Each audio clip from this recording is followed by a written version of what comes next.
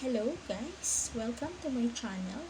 Ayan, dito tayo at nagbabalik para mag-share ng mga legit na pautangan sa ating channel. So ayan guys, meron na naman akong i-share sa inyo na sariwang-sariwa ngayon na nasa Google Play pa rin siya. Hope so, nasa Google Play pa rin siya in the future. Kasi talagang sobra akong na-stress dito guys. Kakaiba siya.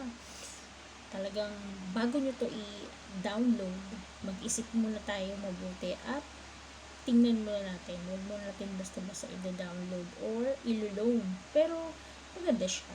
Buo mo siya makukuha. Pero wait and see. Ayan. So, tayo ng Google. Dahil sa yung sariwa siya. Ayan. Pagka-search mo pa lang, makikita mo na agad siya. So, sinearch ko na agad siya. Ayan. CCC Peso. So, pag in-open mo siya, kasi sa akin ay naka-download na siya. So, ayan, mag-open na siya. So, ayan, meron siyang mga sasabihin ng mga requirements na kailangan natin punuan para tayo makapag-apply sa kanya. So, click nyo lang yung understand. Tapos yung mga allow-allow tayo, allow-allow yan. So, kung ikaw yung repeater, or bago sa kanya, syempre mag-enter ka ng mobile phone mo para ibigay niya yung OTP para makapunta ka sa loob ng apps niya. So, ayan. Dahil ako'y repeater na dito, so ilalagay ko na lang yung phone number ko dyan, guys.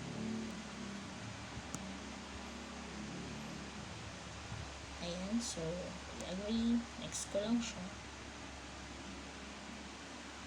Ayan. So, dito nga, so, may offer ka na automatically. Kahit first timer ka man o hindi, may offer ka na sa kanila automatic. So, ayan, kung ma-approve ka sa kanila, i-click mo lang yung apply, tapos, ayan yung marireceive mo, buo mo siyang makukuha. Yun nga lang, in 7 days or 14 days. Depende kung ma-unlock mo na yung 14 days. Sa ngayon, kung bago tayo, 7 days lang siya. So, ayan, receive amount mo. Kung yung offer nila ay 10,500, ang repayment mo na ay 14,165.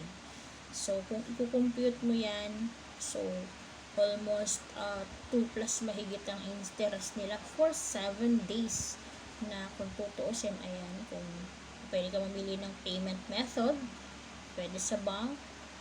Ayan, mag-add ka lang, i-click mo lang to kung gusto mong mag-add ng payment.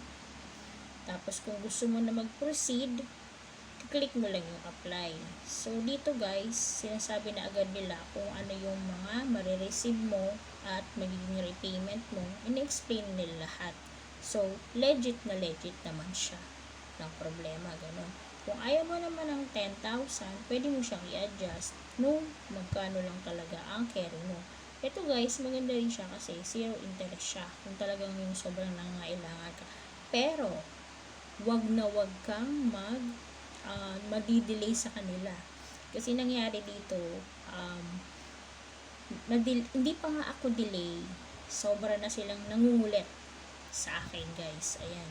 So, nung time na yon, sobra na silang nangungulit ng parang kinabukasan due date ko na, iti-text ka na agad nila na kung makakapagbayad ka, tatawagan ka, kung ano-ano pa. At iyon nga, dahil nagkaroon ng problema yung Gcash ko, hindi ko sila magbayaran on time. Hanggang inaabot na kinabukasan. So, na-delay ako ng 1 day. So, automatically, agad sila sa akin ng interest. Dati kasi, yung niloan ko lang dito is 7,500 ang niloan ko sa kanila. Pero ang ko sa kanila, repayment ko ay naging 10,118. Nasa 2 plus ang interest, automatic yon. Tapos, yun yung repayment plan ko sa kanila pag ibinalik ko na yung pera nila. So, dahil nagka-penalty ako ng isang araw, naging 400 mahigit yun. Naging 10,500, more than 10,500 mahigit yung binayaran ko sa kanila. Dahil sa 1 day lang na na delay. Dahil nga nagka-problema yung Gcash sa pagbabayad ko. So, ayan. ang masama nito, grabe yung kanilang mga pagde-death threat sa akin. Parang death threat na yung nangyari sa mga text nila. Sobrang, para bigyan ko kayo ng sample ng kanilang mga text, guys, na naka-experience, na kung iisipin mo talaga, o hindi dapat gano'n ang ang lending. Dapat sila, kumbaga dapat silang sa customer nila. Pero sila iba eh. Iba yung dating nila sa iyo. Talagang hindi mo alam kung nakarecord na yung mga text nila na sinesend na lang talaga nila yun sa mga na-delay ng bayad, hindi nagbabayad, etc. Tapos, ito, bibigyan ko kayo ng sample ng text nila sa akin na na-delay ako, guys. Teka lang. Punta tayo sa aking message. Ayan. So, ayan. So, dahil hindi sila nakaano sa phone book ko, nandun sila sa aking para siyang spam message. Ayan. So, ayan. Isa sa mga tinira kong chat nila sa akin, ayan, ang daming nag-o-offer ng iba-ibang apps na kailangan nating maging alert kung ito ba ay mga legit. So, ayan. Ayan. Overdue reminders. Ayan. Cellphone number lang nila yan, guys. Ayan ang nakasabi. Ayan. Paalala po, ngayong araw nito, overdue na po. Disregard ang mga paalala. Sa una, yan ang kanilang reminders. At yan po ay palala ng palala. Nasa na ba yun?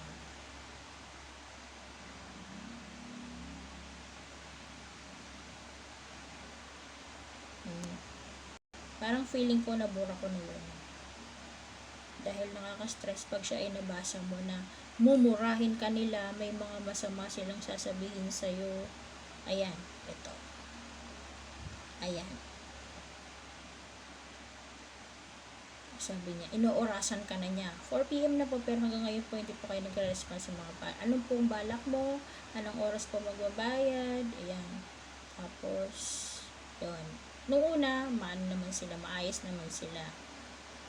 Ayan, naiirita na sila, buong araw na daw ikaw nang nire-remind niya, pero ganun pa rin. Ayan. Ayun, yung ibang agent na nagte-text, marami silang agent na nagte-text sa'yo, maraming number na darating sa'yo, may tumatawag pa, may nagte-text, may tumatawag, sari-sari. Pero ang malala na binura ko ng nila dito, yung mga talaga, malalang chat na talaga nila na mahiya ka naman, may pagmura pa, ganun, guys, grabe, sobrang tindi ng kanilang mga pamamahiya. Tapos i-text ka pa nila na nila yung mga contacts mo, tapos i-text nila yung mga character references mo, tapos may mga sasabihin pa sila na hindi magaganda, na parang death threat. Death threat. Yun. So, ayan. Tapos nung makabayad ka na, bigyan nila sasabihin sa'yo na, thank you, you're qualified again. Ganun. Parang walang nangyari. Ayun, diba? So, yan, guys. Ayun. So, disclaimer lang, hindi po ako endorser nito. Sinishare ko lang po dito kung ano yung na-experience ko, na gusto ko lang po kayong i-remind na warningan na bawat natin i-download to, pag-aralan natin, panoorin natin yung mga nag-share ng mga experience nila dito.